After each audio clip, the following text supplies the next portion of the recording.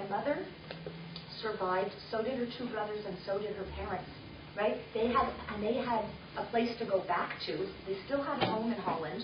They were very lucky in terms of they had Christian friends who protected their stuff. Because they had beautiful, my grandfather had made a good living. So people had looked after, they got most of their stuff back. I mean, it's small, compared to having your life, what's your stuff? But can you imagine there were people, I don't know if you've talked or it's come up in some of the stories that you've looked at, but there were people who'd go back, who survived, lucky enough to survive, who'd come back to town. There was no one in their families left. They came back, they were like walking into like a ghost life, And then, I remember reading this in a book, Dry Tears of Hamatek. She went back, and she saw the people, the Christian family that used to work for her father, and when she visited them, they had all the furniture in the house, all the tablecloths and beautiful things, and she couldn't say anything. What are you going to say? Give me back my stuff, right? I mean, you couldn't say, and it's not the biggest deal, of course. She was lucky, she was alive, she's now a well-known professor in the United States, but imagine, like, just to add to all the other losses, So my mother, in a lot of ways, had in many, many ways. Same with that neighbor of ours, Mr. Smiley. He survived. I mean, most people in Auschwitz died. So these people, though, that came back, that wouldn't talk about it with each other, or rarely. Like, my mother said, never came up as a possible subject. It's just because the focus in those days was move on. Move on, build a life. Many of them had children. I think it makes sense. You face death, you've lost your families in many cases, so what do? You create new families, right? And those people were very, very, they've done a lot of studies on, Holocaust survivors as parents, right? They tended to be, very obviously protective of their children. A lot of the kids turned out to be like very focused on achievement. There's all kinds of interesting studies. Actually, some of the most interesting research about children of survivors has been done in Montreal. You could look it up, also easy to find the information. Now they're starting to do research on grandchildren of survivors. So kids like my daughter. So what's it like to have been raised by a child of a survivor? How is it different? In fact, some of the research indicates that it's not that much different than just being a child of an immigrant. So maybe in your family, because again, in Montreal, there's so many immigrants, you might be a child of an immigrant, might be an immigrant yourself, or a grandchild of an immigrant, right? So it's interesting to read up on those kinds of things. Okay, so my mother doesn't want to talk about it, but because I'm the kind of person I am, I'm still kind of skulking around trying to find out what I can, right? And I did find out, and not even, sometimes things kind of just land in your life, and this is sort of what happened. I got a book from a friend in Boston, and it's about a art exhibit that was in Boston at the University of Massachusetts. And it was about artists of Teresian sect. Maybe I'll just write.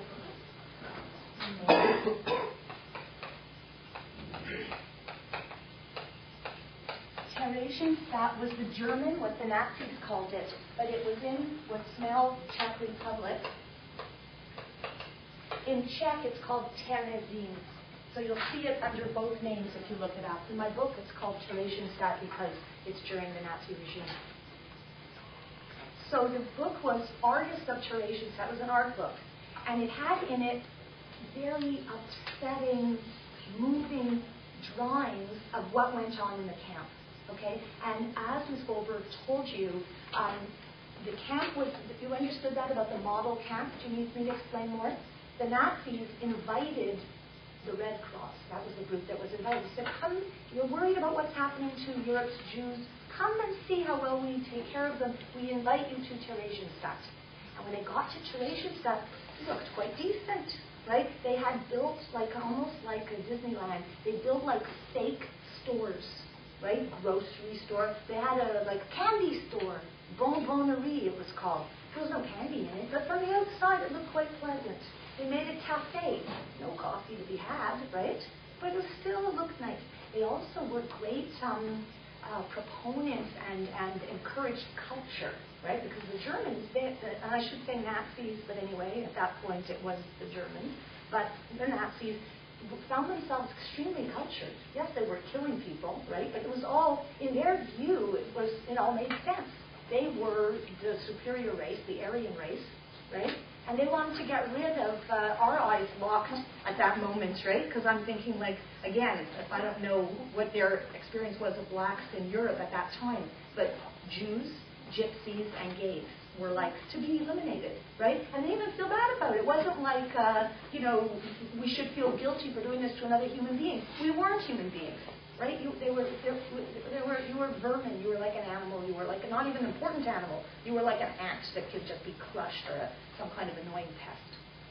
Okay, so the artists in Theresienstadt, there were two kinds. There were these artists who drew what was really going on, and they had to hide those drawings, because if the Nazis found them, those drawings were a record. The Nazis didn't want anybody to know what was going on. Okay. Then there was another group of artists, and I'll write this word, you probably know it, but still, there was another group of artists, and sometimes there was an overlap. Artists who did both, and these were artists who did propaganda work. Do you know what propaganda is? It's basically, you're like our definition person. Okay, what is it? Exactly, lies. Right, propaganda. Like how beautiful Theresienstadt is would be one kind of propaganda. Another propaganda, there's lots of records of this. You could look up, Google Nazi propaganda, and what you'll mostly see are posters of, like, the most scary, frightening-looking depiction of a Jew with a big hook nose and mean and dollar signs all over him, right? That's like they were playing on all the stereotypes. You don't trust them, they'll take your money, these are horrible people, must be eliminated. And they'll rape your daughters at the same time as they're doing everything else. There's all those stereotypes. So the Nazis were in their own way. You've got to give them credit, I don't want to, but they were smart. They were well organized, because there's no way. You see all those maps and all those satellite camps. I'm like, oh my God, the work that went into that, the planning, right? Okay, and they had a propaganda machine. And some of that propaganda was being produced in Theresienstadt. Not all, but there was certainly lots being produced in Germany too. And my grandfather, okay, first of all, why did he get sent to that camp? Okay, so Dutch Jews get rounded up, and remind me to tell you something about Anne Frank, because I'll work backwards. I should have told you before. The Dutch Jews are okay. I'll do what I'm doing now and then go back to Anne Frank. The Dutch Jews are rounded up. They get sent different places, but there was a camp actually in Holland called Westerbork. So some went there, but from those other camps, including Theresienstadt, mostly they ended up transported to Auschwitz or Sobibor, the death camps. Death camps means there were gas chambers, right? They tell the people, we're going to delouse you, means get rid of the lice, very nice, just walk quietly into this shower, right? And I don't know if you've read this kind of stuff. I was just reading again over the weekend that once people started to know, they were very afraid. They saw, it wasn't hard to figure out that, didn't emerge from people who took a shower, they didn't come out. And then the Nazis played music. They had this was terrible. I read this, and I had read it before, but reading again this weekend, I just found devastating, that they made Jews be in the orchestra that was playing music, right? So sort of like that. And also, when you arrived at Auschwitz, there was like a little orchestra. So you can imagine all this like mixed messages. You arrive, you don't know, you're from a little town somewhere, a little shtetl, small Jewish village in Poland. You arrive at this place. Everyone says everything's going to be fine. You spent several days on a boxcar without a bathroom, train, right? And you get there and they're playing music, and then you see prisoners who are like emaciated, striped shirts, and like you can't. It's like imagine. It's too awful to imagine, right? Okay, so. My grandfather was not sent to immediately, he never went to Auschwitz. And that was because the Nazis, again, for not being stupid, okay, if they knew who they were rounding up a little bit, right? And if they could find people who either had a talent, right? They were, again, remember I told you, they were very interested in culture. An artist, look, going to put him in a special camp. Artists, architects, musicians, right? Those were the kinds of people who got sent to Theresienstadt because of, again, this master plan, the model camp. And also the other reason for that, very practical, was people would ask questions. If you came from a small Polish town where everybody was Jewish, where you're not very educated, where it's very insular, you can get rid of the whole town. Who's going to ask, right? But if it was my grandfather, who was very assimilated, who hung out with journalists and other painters in Holland who were Christian, he's the kind of person you would ask about, right? Because it can't eliminate everybody that knew him. So the Nazis understood these people will keep alive a little longer, right? And we'll use them just like they would use anybody who could work. That kept you alive. Peter Kleiman, who's no longer alive, but who's the sponsor of this whole Holocaust symposium, and I knew him, and several of us knew him really well. He survived because he was a strapping young guy and he could work, and that's what kept him alive, right? If he'd been sickly or little or anything, forget, he wouldn't have had it. Old, you're gone. So they sent my grandfather to Theresienstadt with his 2 children and his wife, and they made him kind of a deal, right? And that was I can't even use the word asked him because there was no choice. They forced him. He was required. Maybe that's the best. Every time I write about it, I'm always very careful in terms of how I phrase it. My grandfather did, and even hard to talk about it. I remember the first time I said it publicly, I cried the first time. I'm over that now, so you don't have to worry about me today. I'll be fine. Although you upset me a little bit before, but anyway, I'm getting over it now. I don't have to look at you anyhow, so I feel better. But it did kind of bug me. But anyway, because it's like, it's stuff, all this stuff's really like sensitive to me, it's and hopefully a little bit to you also. At any rate, my grandfather did propaganda drawings for the Nazis, and that's what kept him alive. And that was what was in that book that someone sent me from Boston. It was those horrible drawings of what was Theresienstadt was really like, and then there were other drawings of how beautiful everything was in Theresienstadt, and those were my grandfather's drawings. I knew his style right away, and knew his work. Right? Yep. Tell me your name. Dustin. Dustin. Were they credited? Like, how did you know? Oh, I know. It's like you know somebody's work. I actually am wearing, because he made the drawing on this little necklace. I'll let you look at it later. It's very distinctive. He did and I'll give you his name. It's Joe Speer, S-P-I-E-R. There's tons of stuff on him you'll find on the internet also. In Holland, there's a whole museum of his work in his hometown. This was like a well-known artist. And it's funny, it's like it comes to me in pieces, because I was also very close with my grandmother, and I was thinking, so she's like she was not a well-educated, very nice lady, and loved her. I mean, all of your grandparents were lucky to have them. It's our connection to the past and everything. But I was thinking this weekend how she was lucky she married him, because she would have been dead for sure. Why would they have kept us actually really nice? I'm sure she could work hard because she's a strong, feisty lady. But if she hadn't been married to him, she would have been in Auschwitz, right? So it's sort of like all these little pieces, and it made me wonder over the weekend how she must have felt about him. Was she aware of that she owed her life, and did that play into it? It was just weird just to think about. I do find as a writer, it's in thinking about these kinds of things that you get your story ideas. What would it be like to be married to someone to whom you owe your life and your children's lives, of course, as well? That would be odd. It might be difficult. And then you really speak up to him when you're angry with him for other stuff. He was a pretty difficult husband, I think, my grandfather. He was a real prima donna, considered himself a kind of movie star, though he was fat and bald. But whatever, he had the good life, for sure, after the war again, too. He rebuilt his life. Okay, so when I found out, I started to ask my mother questions. What about those drawings? My mother, every time I asked her anything, would get physical symptoms. Headache, stomach ache, I can't tell you. But it didn't stop me from writing about everything anyhow. I started to write stuff for the Gazette. I did a few personal pieces over the year about learning this terrible dark secret about my family. And every time I'd write something, I did check it with my mother, read it so that you're not going to take me out of the will, or disown me or hate me. And it was always a drama, every time. And the one who was, my mother was kind of difficult, but my mother, by the way, is really mellowed out, she doesn't hit anybody anymore, okay? But she really got stuff, and she's on lifelong medication for the bipolar illness. But my father is what became the really difficult one, okay? So my father, he's just very protective, and has been throughout this whole process. I'm just checking how I'm doing for time. Okay, so really protective of of my mum. And he'd be like, no, you can't write this. No, you can't say the Nazis asked him. Do not use the word asked, right? You must be the word forced, right? And then like the real word that nobody wants to say, because my parents aren't here, I could say it, is collaboration, right? You know what that is, my word expert. How come your vocabulary is so good? What? Are you in science? Yes. Well, you know all kinds of words. Maybe the rest of you do too, but anyway, you're the one who answers me. Okay, so collaboration, right? Collaboration means you work, yeah.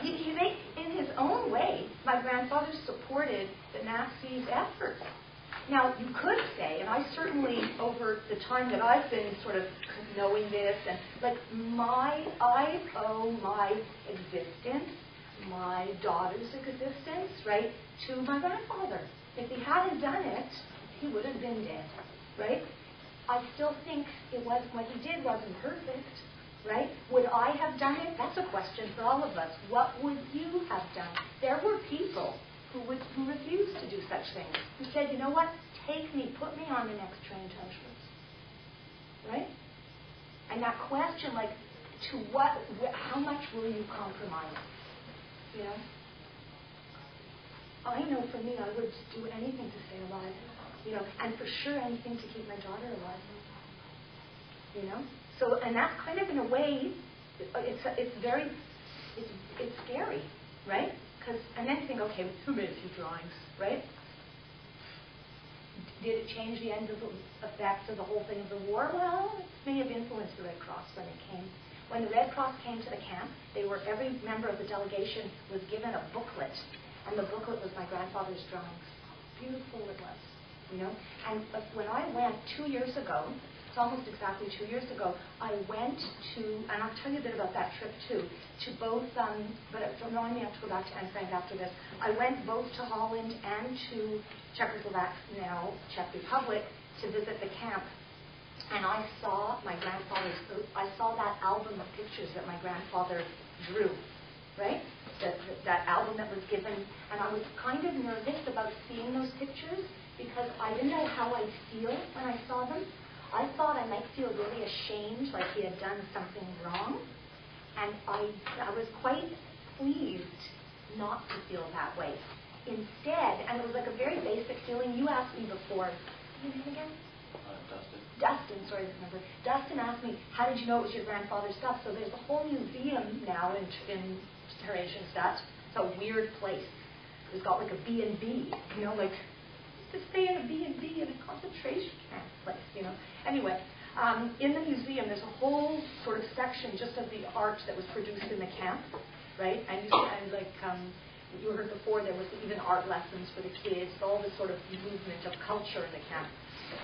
And when I recognized my grandfather's pictures, just like, you know, because I know his style so well. And I had little pictures. There was even a bulletin, like, I guess occasionally there was a bulletin for announcements for the camp. And my grandfather had done a little drawing at the top of the bulletin. And instead of feeling bad, I felt proud. And I was proud. It had nothing to do with politics or anything else, or good and evil. It was like, there's my grandfather's work, you know? So for me, that was like a big thing, because I really had thought before I went that I'd be horrified to see this stuff, but it wasn't like that. Okay, so I told you about my mom. So, okay, now, Anne Frank, just quickly. Before she was sent to the camp, my mother had gone to a Dutch high school, Amsterdam. She was a good student, liked school. When the Nazis came to power, everything changed. And she was no longer allowed to attend the regular school. She had to go to what was called the Joodse Lyceum. And that was like a Jewish high school. And Anne Frank went to the same school. Anne Frank would have been the same age as my mother, or was born in the same year. They weren't in the same class. They were in the class across the hall. My mother saw her regularly. And my mother, it's funny because in the end, kids are kids, no matter what you're going through the war or whatever else. So we asked my mother, what about Anne Frank? She'll go, she wasn't very pretty, like a kid would say, but she looked mousy, Anne Frank. And the other thing she said about it, which is sort of like, how can you say that about the great heroine of, you know, the Holocaust, say she was mousy. But apparently, the other thing my mother said is she had very nice clothes, better clothes. She was rich because she came, was already, you know, they were already suffering in Holland. But she had come from a wealthy family in Germany, And when they came, they were able to bring their money with them. So she was able to purchase, my mother remembers, she had fur collar, she had, because just like little kids. So it shows you, yes, there was a war, yes, there's history, but a little girl is still a little girl, which actually ties into what I tried to do in my book, because though it's historical, what I tried to do was be the girl my mother had been, and then fictionalize and make my own story. For me, it's one of the things I like most about being a writer is that, you get tired. I don't know if you feel this way because you're so much younger than I am, but you kind of get tired of being you. You ever feel that way or not yet? Quite you might say yes in the way. This person's looking at me. Yeah. Do you ever get tired of being yourself or no? Not yet. You sort of live your own life. You're stuck in your own head. You've got the same old problems. You know what I mean? I don't know. I feel like that, quite a bit. Yeah, it's like routine, all stuff. And also for me, I'm like a lady, I'm trying to say, how would you describe me? You know what I am? I'm a nice lady. My friends are sick. I bring over soup. I call people back when I'm supposed. I'm just like that kind of I'm nice to my students for the most part. I don't let them do so many rewrites, but in general, I'm okay. I'm sort of a nice person. It's really, I want you all to be nice, right? Don't hurt other people's feelings. Try to do good. But you know what? It's kind of boring to be nice. If you're stuck being nice all the time, I just get sick of it. I don't want to. I don't want to be nice, right? And I really can't stop, except one place. The place where I get to be bad. Where do you think it is? When I write, exactly. So most of my stories, not this one, because it's about a girl who's going through hell, but most of my stories are about boys who are horrible, miserable delinquents. But that seems to be. So then you could do some kind of psychological study, and you could go, well, how twisted. Here's this lady, and what do? I don't do terrible things. I don't break the law. But why in the world do I because I do most of my writing in the summer, and my friend who's there knows, because she says, let's go for a walk today. And I'm like, go away, call me at 4 o'clock. Because what am I doing? She might think it's kind of, why am I cooped up? It's because, frankly, I'm having a good time. I am being a 15-year-old delinquent for the afternoon or whatever it is, right? All at least in my imagination on paper. Personally, I find it extremely interesting, right? And somehow releasing, freeing, and you get to see a break from the bluff, or whatever you want to describe it as, right? And in this book, this one, again, I know I was just saying to my editor, who's working with me on one of the new projects, I was saying, I don't think there'll ever be a book for me like this book. And she said, it wasn't really the answer I wanted to hear. She said, you're right. I sort of thought she'd say, no, there's all kinds of great things ahead. She said, you're right, there won't be anything else like this. So in this one, the voice I took on, the person I became, was my own mother, the raving lunatic who made my childhood quite difficult, right? But it was very healing in a lot of ways to do that, because it's I was able a little bit to step into the life that she had and what made her the way she was. So just a little bit about the research. Or maybe, maybe I'll read a bit. You seem very good in terms of, do you want to ask questions now? Because I would tell you, what I want to do is I'll tell you a bit about the research and I'll read, but do you need to sort of have a little bit of a break in terms of questions? Yeah. Could you say your name first? Tanya. Tanya? I just have a question. How did the Nazis know that you're Jewish? I would never know this. Who was? Yeah, that's a really good question. They had records, right? So they had all kinds of things, and there were records available, just as we have a census and so on in Canada, right? But I know when I was growing up on the census, my mother always refused to write religion, right? I think she might have even registered a complaint or whatever else, right? And when you do a census, it's not supposed to be used. But anyway, that information was available. The other thing is, and I know this for sure about Holland, they just said all the Jews report on a certain day to this place, to whatever it was called the Schouwburg. It was a theater in Amsterdam. It was all the Amsterdam Jews. And they all went. They said, pack a suitcase and go. Okay, there were some people that went into hiding, of course. But most people went willingly. They knew what you're supposed to do. They were not a kind of country of crazy rebels for the most part. They just lined up and went. And people thought, of course, in Holland, they'd heard what was happening in Germany, but they never thought it would come to Holland. They were confident it would never come, And one of the things I did in the book, is that my mother actually did tell me this. She said she remembers being mad at her parents that they hadn't gotten out. Because look, you're the kid and this is happening to you. Like, what were they thinking? Why didn't other families, people left, right? Go to England, where eventually there was bombing there and so on also. But at least as a Jew, you were safer. Got to the United States, except if you were on the St. Louis, they turned you back. They said, you can't come in, we won't take you. Like that famous line from Canada, none is too many, we won't have you. There's so many tragic stories. You know, in fact, though I'm particularly interested in Holocaust, you've got to find the stories around you. You know, one of my students, I'm just like, this happens, there's some that you just love. As a student that I've taught now a few times in my class, I love her, right? Like if I could have her as my own, but she has another, she doesn't need me, but anyway, I would take her definitely. But she doesn't talk much about it, but she was in a refugee camp in Kosovo, okay, when she was 9 years old. So she's your age now, right? So what's her story? What happened? And she met my mother, because my mother spoke in my outlet, and she wrote me a note the same night, which I will always keep, and she said, meeting your mother made me think that I'll be able to manage to go on with my life too. And she said, and that she won't talk about what happened to her. She mostly says she can't even remember, right? But she says, it made me think that maybe one day I'll have a daughter and I'll tell a story to her, right? So it's like really important to like find people, let people tell you their stories. Be open to people, you know, and ask them stuff. Everybody's interested. Like sometimes, you get stuck with someone. Like I've been on like train rides where I'm like, oh no, I don't want to get stuck with this person. I was just going to read quietly for 5 hours and the train to Toronto or whatever.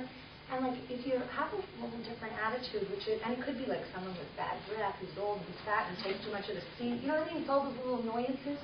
Everybody's interesting. You know, the bag lady at the corner. Everybody's interesting. And it helps if you're a bit curious as a person. But another thing it takes is like an openness to others.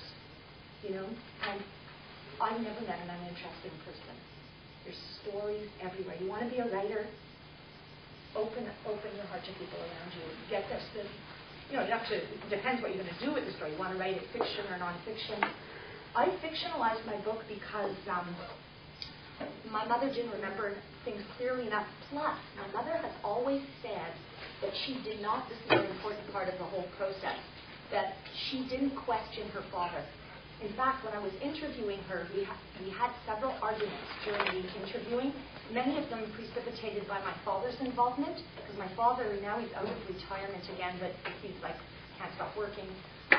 But he was retired while I was working on the story, and he'd be like on the exercise bicycle downstairs, and he'd come like running up, don't ask her that, don't do this, you're upsetting her, and he said in Dutch, but I'll translate it, it's easy for you, you go home afterwards, I'm left with what's that word, like a run-out washcloth after you go. You see? So he had a kind of a point. I mean, my mother would be, when I was interviewing her, she was reliving stuff that she had never talked about for more than 60 years.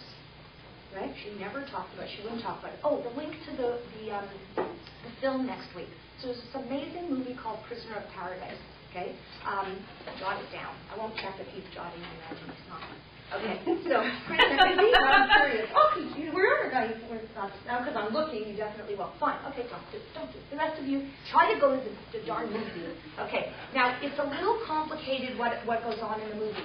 It's a movie. So, how about this? Don't write for a second, just listen, because you need to concentrate fully, because it's like, I know whenever I explain this to people, they mostly don't get it, but you're going to get it. Okay, because I'm going to go slowly. It's a movie about a movie. Okay? The movie that it's about, are you still following me? Is a propaganda movie made in a camp. In the camp, there was, like, I didn't mention to you, I mentioned artists, architects, composers. There were also filmmakers. And there was a famous Berlin, Germany, filmmaker named Kurt Geron. And he had been first kicked out of, no, he fled Germany, but he was not allowed to make movies anymore. He was like the director, I don't know, you won't know these old movies, but like with Marlene Dietrich, and he was started as an actor, and he was apparently extremely talented. He was like a comic actor, and he became a director of great repute. But when the Nazis took over, they said, hey, you can't be a film director in our country. The same thing, if you were a teacher, as Jewish teachers, they would have said to us, that's 3 of us, in fact. We'd all be out of work if we were in Nazi Germany, right?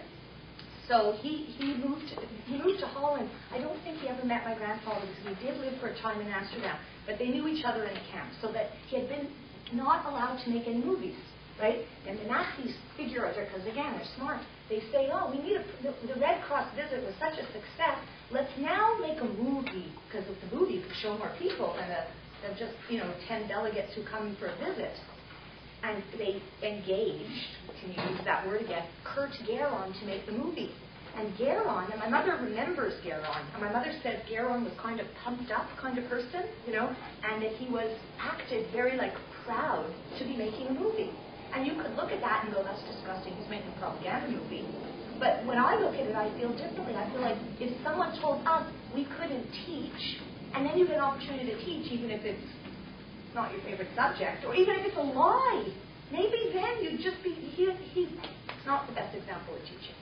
But if you were forbidden to write, and someone said, okay, now you can write propaganda, maybe you'd just be so dying to write again. That's how I feel. I couldn't take it if I couldn't do it. Or photography, right? You were the photography? Yeah. You were allowed to do photography, and then someone says, here, but I want you to photograph something distasteful. You might still get into it, do a beautiful job of this horrible subject, right? That's what happened to Geron.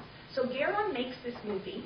It's mostly destroyed now. They don't know what happened to it, except for about 3 or 4 minutes of footage have survived, okay?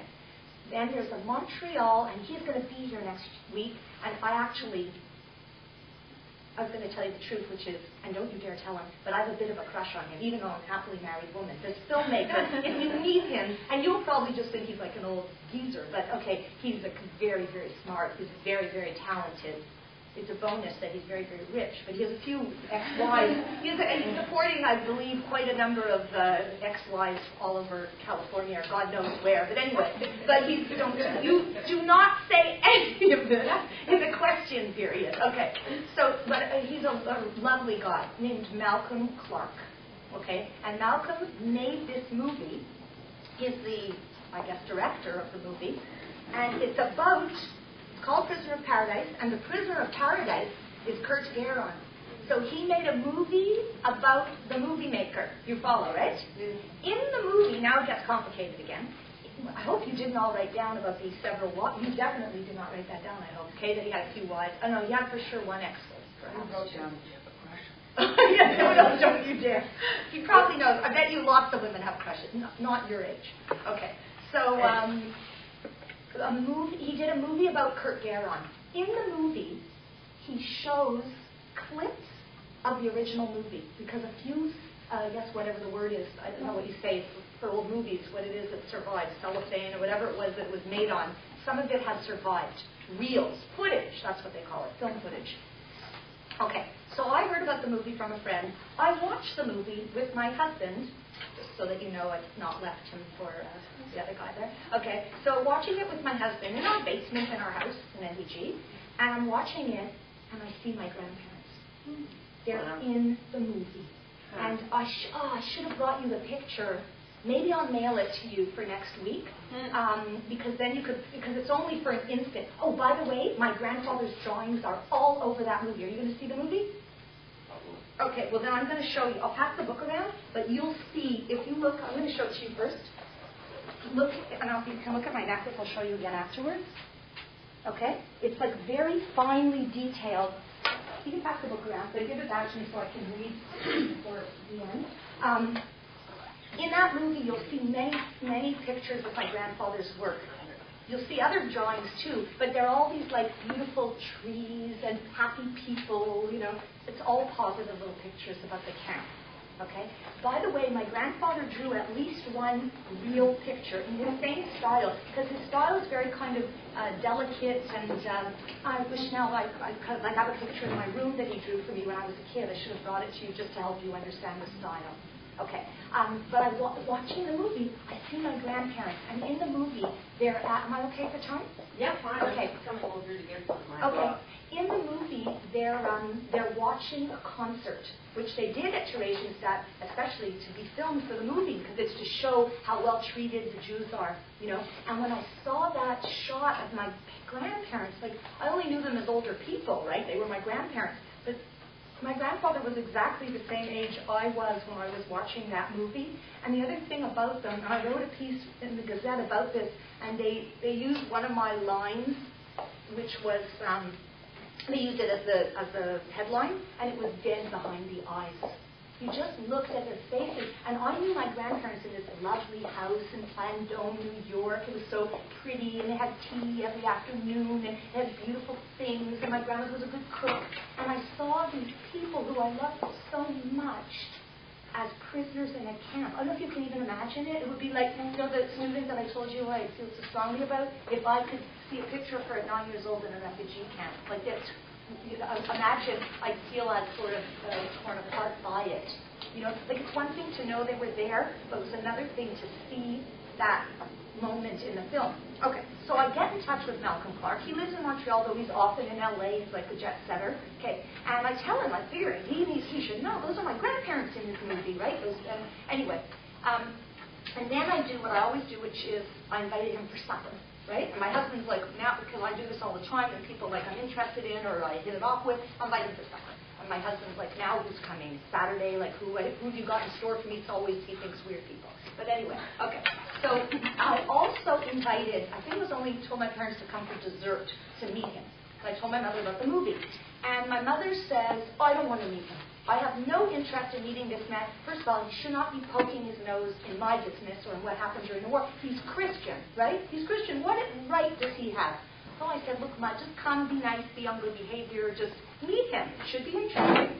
Well, my mother, because remember I told you she's flirtatious? Well, Malcolm Clark is also flirtatious. So the two, and his wife was not available that weekend. And though my mother is like 30 years older than Malcolm Clark, they had a fabulous time. And the two of them are sitting together. And not only that, but she's telling him stuff about the camp, right? Which is really driving me nuts, because she's never told me anything. And there she is with Shelley. Yes, I remember this to barracks and this place. It was really kind of weird.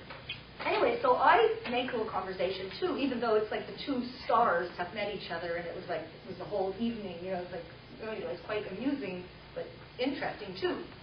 So I said to Malcolm Clark, you know, I write novels for children, for teenagers, and one day I'd like to write about my author, but she won't allow me to interview her. And Malcolm Clark says something basically like cut the crap to my mother, and he said, just tell me your story. And he said to me, just make her tell you. And it was a very important moment, because until then I'd been like, oh, I'd like to ask her, but she gets sick. Oh, we can't ask her. And I was like, it was like the, you know, revelation. Okay, I'll make her tell me. She has to tell me. And that was like so I owe really everything with this book to Malcolm Clark, who I thanked at the beginning of the book. And, you know, but anyway, so I did it. And I also got a grant to return to my mother, to Holland, where I did research, and to go to the camp, which I told you already a little bit about. And maybe, I mean, there's more stuff I can tell you about the return and going to the house. One thing I was telling my students yesterday, because I teach a course about writing for children, and I was telling them that sometimes, and again, how many of you are interested in writing? Like you are, I can talk. Anybody else? Oh, good. Okay. Yeah, of course, right? There must be others, like, you know, something I like to tell, well, that's good, but something I like to tell, like, students is, even if you don't want to be a writer, you still need to write. You know, you probably have all figured that out. Like in school, you need to write, like it or not. You've got to be decent enough to get, so you're all checking out the mark and for the rewrite and everything else, right? So that matters. In the working world also, you know, just I was at a school with younger kids, but this girl who I knew right away, I said something about people who have trouble with writing, and I, you know, the same kind of thing, like I knew you were reacting before to something, but you can see with body language, this girl, she clearly didn't like writing. And then I said, it's important with all jobs. And she stayed afterwards, and she said, you know, it's the first time that I thought about that. I want to be a cop. so I'll probably need to write reports or whatever. Yeah, it's all right. And if you write a terrible report, the other guys or women or whoever you work with would be like, what's wrong with this one, right? You're not going to get promoted so easily. If you can write well, it's like having a passport. You can go places. And you're all young enough, so let's say you struggle with writing. I struggle with writing, right? Everybody struggles with writing. The best writers, I don't know Margaret Atwood personally, but I think she struggles with writing too, right? That's what writing means. If you're not doing well at writing, it means you just gave up too soon, right? You have to work harder, you have to work longer. Another thing you have to do is read a lot. It's the best way to improve your writing. That's why it's great when you have to take English courses, you're forced to read. But of course, a lot of people will never read again never read another book after they finish school. Don't be like that, because it's really like a continuous process of, and I'm not really here to talk about the writing process, but just to say that every piece I ever write, my first draft is crap of anything I've ever done. I've never written something and gone, oh, it's perfect. Not even perfect. I've never even written something and said, that's good. The first draft, I always say it's terrible. I know it's terrible, but then I adjust and adjust and adjust, and I do my, and by the way, when I say I'm in the fifth draft of a book that's the fifth draft after I've already written it 25 times over the summer at home, adjusted. Like I can't even count how many drafts I do, because every day I go over what I did the day before. It takes me most of the day to fix what you know what I mean? It's like continuous reworking stuff. So maybe I'll take my book back and read you a little bit. Do you have any more? Oh, I know, I was telling you about the coincidences and the things that happen. Like, I find that if you really care about a project, and I've read that it happens to lots of people, so that's why I sort of make mention of it, so not to say it's only me that it happened to. When you really care about a project, life sounds kind of, I was saying to my students the other day, it sounds like hocus pocus, but I don't think it is. When you care about a project, things come to you. Like, I don't know why that is. There's something that this analyst, Jung, Carl Gustav Jung, you might have studied him if you take psych, he called it synchronicity, like you're at the right place at the right time. So just have a few examples of synchronicity that happened while there were lots. But when I was in Amsterdam, my hotel was quite close to the train station. It's a great city, by the way, if you haven't been, or put it on your list of places to go. It's like really fun. Especially, this is the right time of year to go with tulip season, so you have to be there. I made it in tulip season. I wasn't sure that I'd go to my mother's hometown, which is about 40 minutes from Amsterdam, because I had a lot of research to do in like museums. That's where I was mainly doing my work, and interviewing some people that were still alive, like the family. But I did think, well, maybe I should go back to the town. And actually, this picture that my grandfather drew, he gave, the back is engraved with the date 24, can you read the rest? 24, 1944. My mother was born in 1929, and my grandfather gave this to her on her 15th birthday. She was in the camp. She was 14 when she went in, 16 when the war ended. Okay? And for her 15th birthday, there was nothing to give, right? You know, the bonbonnerie, there was no candies to buy, and they had no money. There was some kind of fake money, believe it or not, like it was called ghetto kronen, but anyway, nothing much to buy. I have something in the book about that too, how that worked. But he gave her the necklace. Actually, he just gave her the pendant. Maybe it was on this. In my book, because that's one thing that happened, because I make certain things up in the book. Like in the book, she falls in love with a boy who gives her a piece of leather from around his neck. I made that up. But now sometimes I'm like, oh yeah, he gave, like, I get sort of confused because it's a bad thing, but with what my mother told me that I believe to be true, and the stuff that I made up to make my story good. Oh, it's another thing I didn't finish telling you before. My mother insists that she never questioned her father. Do you see? That she never said, even in her own mind, maybe you're doing a bad thing, right? Maybe you should have said no to the Nazis. It makes sense that she wouldn't have questioned. Do you agree? She was a little girl. She was scared. But in my book, what do you think I did? Did I let the girl question or not question? What makes a better story? Exactly. Because that's easy to, you got it right away, right? Of course the girl has to question. So when you do fiction, you can change it. Well, the worst fight I had with my parents, I had a couple of fights. It was always about this. Okay, when I was working, because I interviewed my mother every morning for months. I went to the house. I took a sabbatical from teaching. Every morning I went. and I interviewed her. And I had to deal with the police, namely my father, coming running upstairs, right? Anyway, and the fights were always, don't you say that I questioned. And I said, well, it's not you. There's a girl in my book named Annika, and I want her to question. No. And the first draft of the book, the questioning was very subtle. And my editor got the book. I mean, if you need an editor, like you need teachers to look at your work and respond. Every writer I know, they're all like, oh my God, we love our editors. They save us from disaster, right? My editor, okay, then I write the book. We took us on a sabbatical. My husband, who was an editor of the Gazette, he arranged to take a month off, and I did most of the writing of the book, weirdly, while we were in Mexico, having this not a normal people's vacation in Mexico, like we weren't at a resort. We were like traveling in small, crappy towns. It was great. That's what we like to do. And anyway, if you do it, just be careful because a lot of illegal activity, and you want to be careful about Mexico, but still, we're very careful. Okay. So I'm in Mexico writing this tragic story, and the only person who heard any of it was my husband, who's not really a fiction reader. He's like into news. So I read to him every day. I'd write in the morning, and then the routine would be he'd do something in the morning, and in the afternoon we'd spend the afternoon, and I'd read whatever I had written. And he probably wouldn't like that I'm telling you this, but he cried every afternoon. He's not like a sentimental kind of guy, so I'd read. It was like the sort of weird thing that we had, like I read, he cries, we get on with the day, and I'm like, oh. Anyway, and he said to me, oh my God, Monique, that's the best thing you've ever written. He loved it. And then the editor guy sent it. I thought it was pretty good. I sent it, and the editor, the way it works is you get an email, and they, have discussion with you about, and they give you a list. I've had it when I started. I get like 12 pages of notes. You think you get red marks on your paper? It's like, whoa. Anyway, I didn't get the email. I got a phone call, and the phone call was, Monique, we need to talk. That's really bad. Like, I knew right away, that's bad. That doesn't mean, and my husband had told me it was such a good book. So I'm like, oh. Anyway, the editors, it was bad. She said, you've been too protective of your mother. You need to take your mother out of the book.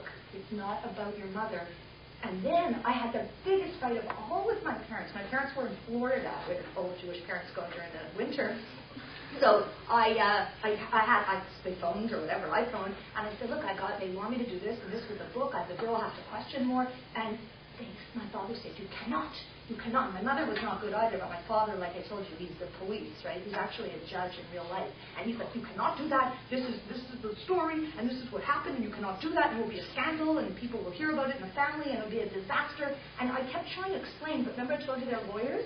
So you try to figure out how to explain to lawyers, right, that you are doing, they don't know about fiction, they don't know about imagination. I mean, they're good people, but they don't, this is not their world. No, what I'm trying to do is I have the story, but that's only the basis. I'm fictionalizing, and this is a journey of imagination, and it didn't make any sense to them, right? And I remember talking to them on the phone. I was in my room on the portable phone. I remember being like drenched in sweat from the phone call. They're driving me nuts. And what am I going to do? Sell my parents down the river for a book? Almost made me feel like how my grandfather must have felt, right? Although it's not the Nazis, but still it was like, I need to tell this story. It's important. It's going to sell. That's the other thing. And I think it's an important story because it's about values. It's about moral questions. Try to explain all this to them. It's like explaining science to me. Like it just doesn't work in my brain. And then, get off the phone and dry up or try to calm down. And about 2 hours later, they phoned back, and it was my father. No, it was my mother, because he's the boss, but still, she's the real boss when she puts her foot down. She said, we have been discussing it. Do whatever you need to do for the book. Just do it. And my mother hasn't read it.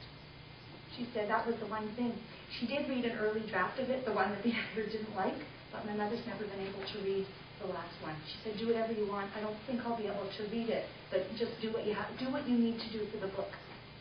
And I really, at the beginning of the book, I thanked my mother for lots of things, right? But one of them is really because that takes a lot to be able to say, here's everything that I can give you in terms of telling the story, and now it's yours, So anyway, that meant a lot to me.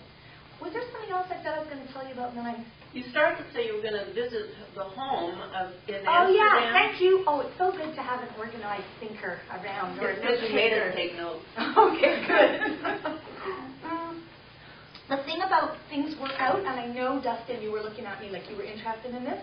If you get involved in a project that is close to your heart, things will, you work on a photography project, like say looking for it's all going to come together, but not from doing no work, right? But you start doing the work and then think about it, means something to you, it'll happen, things will come, gifts come, okay? So I go back to my mother's hometown, and I can't find the house, okay? Like she gave me the address of the street, but there's no such number on the street. So like she's old, she gets mixed up with things. What am I doing here, right? The mailman, they go on bicycles in Holland, and the mailman says, check with there's one really old man in the neighborhood, go talk to him. So I go ring on his doorbell. My grandfather, I told you he's a little bit vain, right? He always had really nice cars. Like when I was a kid, he had a Corvette. I mean, it was unheard of. A grandfather with a yellow, like what's the color? Like a bright yellow, canary it was called. Canary yellow Corvette. He was like in his 60s. He drove up to Montreal, racing gloves, you know. He's like that kind of a guy, just so you get the bit of a picture, you know. There's no like real heroes, I find. There's no real devils either. Like everybody's a mix of things. He was an interesting man. So before the war, my grandfather, not like he only got interested in cars in the 60s, he had some money before the war, and he had like the equivalent of a Cadillac in Holland, right? And he knew very well that the Nazis would confiscate that, right? So in the same way he got people to take their furniture and their paintings, he also got a farmer to hide the car, right? In his barn, in a hay thing, they hid it. Because knowing the Nazi, and the guy would have been punished had anyone discovered that he hid in a Jew's car, right? So after, I'd heard the story, and I forget now, in my book, again, here too, what was the farmer's real name? I think in my book I made him Blanquer, right? But my mother was saying to me yesterday, his name's not Blanquer, and I said, are you sure?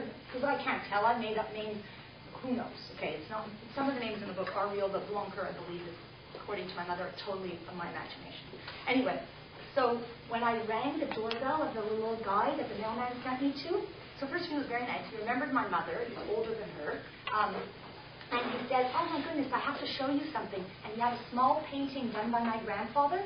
And he said, this was given to my father-in-law after the war by your grandfather because my father-in-law was the farmer who hid the car. Right? So what are the chances of that happening? And I guess the guy that I met's name was Blunker, so that's why I changed the farmer's name to Blunker. You know.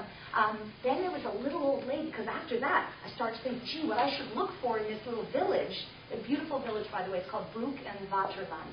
If you go to, get in touch with me if you go to Holland, because it's worth taking a trip to this little town. It's gorgeous. Oh yes, I wasn't sure if I'd go. So I'm at the train station. The train station is the same as where the bus terminal is, because everything's very small in Amsterdam.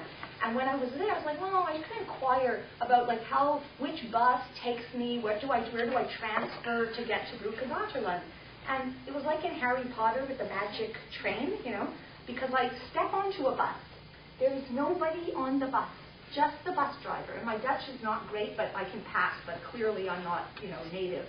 And I said to the guy, like, can you maybe explain to me? I wasn't even sure if I'd bother going, and if I even bother asking a bus driver how to get there, it was very complicated. And guy, I said, would you tell me, is there some way you could help me? How, if I wanted to go to Broek en Waterland, which bus? And he looks at me, he goes, this is the bus, it goes direct. And there was no one else on the bus. It was like a magic bus. It was waiting to take me. I had to ask the guy. And it took like no time. So by the way, if you go, it's like 20 minutes. Don't ask me the number of the bus, but there is a magic direct bus that takes you right there. And once I'm there, I just want to make sure, what time do you actually leave? Before 10, I guess, right? Oh, you do? Oh my God, I better hurry up. Okay, because I still want to read to you a bit. Once I get there, I'm starting to realize I need old people. What do I want to talk to like a teenager there for? They won't remember anybody. So it's like a really old lady with a walker and a nurse. Like she looked ancient. So my mother looked like a kid compared to her. So I asked her, and her name was Annie something like. And she when she knew who I was, she's like, please come and stay with me for 3 days, and I want to give you lunch. I couldn't refuse lunch, and she got the nurse to make a lovely lunch in her backyard. And she told me a small thing. She said the saddest was, because it's beautiful, like all of Holland, I'm a great fan, but there's little canals everywhere and dikes, and right behind the house there's like a little, it's more than a stream, it's like a little creek. But I guess it's kind of a canal, whatever. And she said the worst thing I can remember is that when it was really hot in the summer, once the Nazis came to power, your mother and her 2 brothers were not permitted to swim. All the other kids went swimming on a hot, hot day because they were Jews, they weren't allowed. And that was not something my mother had ever told me, but it worked its way into the book. You know, it's sort of like a gift that just arrived like that. And there were the other thing was my mother's old house, which again, Mr. Blunker showed, it's right across the street, totally different number than my mother told me. And there's workers on the house, and it was a beautiful house. And white clapboard, I have actually a photo of it that if someone had a laptop, I could pop it in, but you don't, eh? Okay, it doesn't matter. They're gutting the house. You do? Open it up. Maybe we'll do that really fast at the end, if it's possible. If I put my memory thing in, you could show. Okay, you get that started for me. Anyway, so I'm excited, so I'm thinking of pictures. Okay, so they're gutting the house. So, like, totally tearing it apart. It was a very old house, I guess, from pre-war. So I say, again, in bad Dutch to the workers, my mother used to live in this house, and then there was the war, and they were forced out. And I hear like a clink. One of the workers had thrown me the keys, and I spent half a day in that house. I just stayed there. No one bothered me. No one they should have worried that I was stealing things or stuff. I took loads of photographs, bad ones, because I'm not very good. I have loads. I brought just one of the exterior, but I have lots, and there was like things that I'm sure they would have gutted. Because the kitchen was very old with a really old stove in it, and that was the same stove that my mother's family had used. So sort of like also like if I hadn't been there that day, if I'd come 2 months later, you know. Okay, I'll read you a little bit. So. Mother hands me a small bar of gray soap and a pile of our filthy clothes. But it isn't laundry day, I protest. Because of the shortage of clean water, we are only permitted to wash clothes every 6 weeks, and then only up to 4 kilograms of laundry, which doesn't amount to much when you consider there are 4 of us. Okay, I'm going to just stop for a second to tell you something. There's going to be a boy in the camp I named him František. Okay. I asked my mother, one of the questions I asked was obvious questions, right? Did you ever have a friend? And she said, no, I never had a friend. You couldn't have a friend because everybody got sent to the gas chambers in another camp. No point in having friends. Interestingly, my mother she has a lot of people she's friendly with, but no really close friends. Anyway, but she did remember, the next day, often it was like that, I'd ask her something and she'd tell me like a day later. There was a girl, I don't remember anything about her, only her name, Hannah Lore. So Hannah Lore, I make her a character in the book, which I found very satisfying because Hannah Lore undoubtedly died at 16, she was maybe 17. And I asked my mother, did you ever have a boyfriend? That makes sense. That's a sensible question. If you're writing a book for teenagers, has to be something like that in it. At that point, my father comes running up from the basement, madman. He never had a boyfriend. Like, he has, very good ears, because he could hear anything, right? Never had a boyfriend. Don't ask her those questions. Never had a boyfriend. Never looked at another man except me. He looked, by the way, for the record, he looked at plenty of other women besides my mother. And he still does. Okay. So then, the next day, my mother goes, there was a boy. And his real name, Peter Hallow. And I couldn't use Peter in the book because I have another character named Peter, a famous Czech artist whose name was Peter Keen. He's a real person. He did this portrait of my mother in the camp, and it survived. My mother has it in her living room, Peter Keen. So I changed him to František, the boy. And the part I'm going to read to you, it sounds a bit strange. My mother, who's prudish, would not tell me this, right? But apparently there was a lot of sex in the camp. It seems like all dying people being transported out. It makes sense now to me, although at first I remember being shocked, right? How could they even think about sex? But they did because life was so tenuous. You didn't know if you're going to make it or not. And the way that Theresienstadt is designed is they were barracks, and there were, different housing arrangements, but there were a lot of little, corners and cubby holes, and that's what they were called, cubbies. You'll need to know that, cubby hole, for what I'm going to read you. Okay, so Father sold a sketch to one of the women at the washing fountain. In return, she's letting us do an extra wash. Go quickly to the fountain and see how much of this you can get done. I do it myself, but your father isn't feeling well. My stomach turns. He isn't? Mother pushes me toward the door. Go, she says, he'll be fine. The bundle Mother has given me is large and hard to carry. I can barely see over it, and items of clothing, a tattered undershirt, an old sock keep falling off. Soon I'm sweaty from trying to keep the bundle together. The insides of my elbows ache. František is at the corner. I have no free hand to wipe the sweat off my face, so I try brushing it against the pile of clothes. The stink of sweat burns my nostrils. Now my face will smell too, and I can feel rings of sweat forming under my armpits.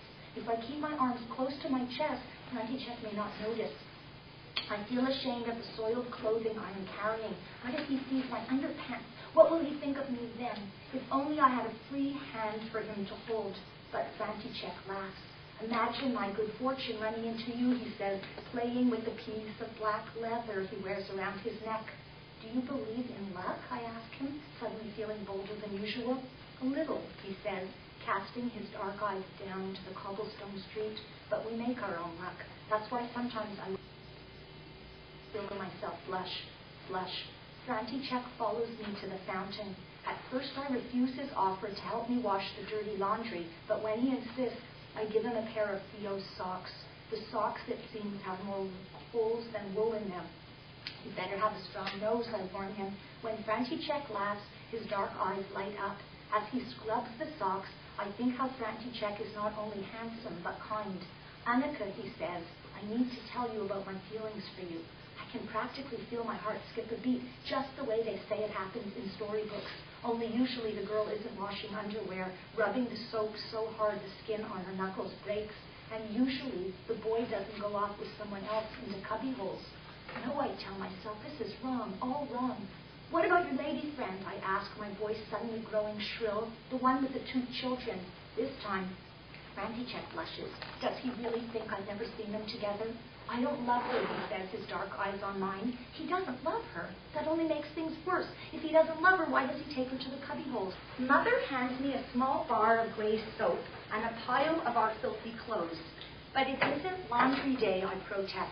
Because of the shortage of clean water, we are only permitted to wash clothes every 6 weeks, and then only up to 4 kilograms of laundry, which doesn't amount to much when you consider there are 4 of us. Okay, I'm going to just stop for a second to tell you something. There's going to be a boy in the camp I named him František.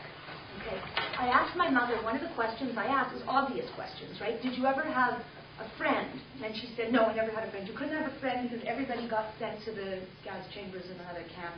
No point in having friends. Interestingly, my mother she has a lot of people she's friendly with, but no really close friends. Anyway, but she did remember, the next day, often it was like that, I'd ask her something and she'd tell me like a day later. There was a girl, I don't remember anything about her, only her name, Hannah Lore. So Hannah Lore, I make her a character in the book, which I found very satisfying because Hannah Lore undoubtedly died at 16, and she was maybe 17. And I asked my mother, did you ever have a boyfriend? That makes sense. That's a sensible question. Writing a book for teenagers has to be something like that in it. At that point, my father comes running up from the basement, madman. He never had a boyfriend. Like, he had, very good ears, because he could hear anything, right? Never had a boyfriend. Don't ask me those questions. Never had a boyfriend. Never looked at another man except me.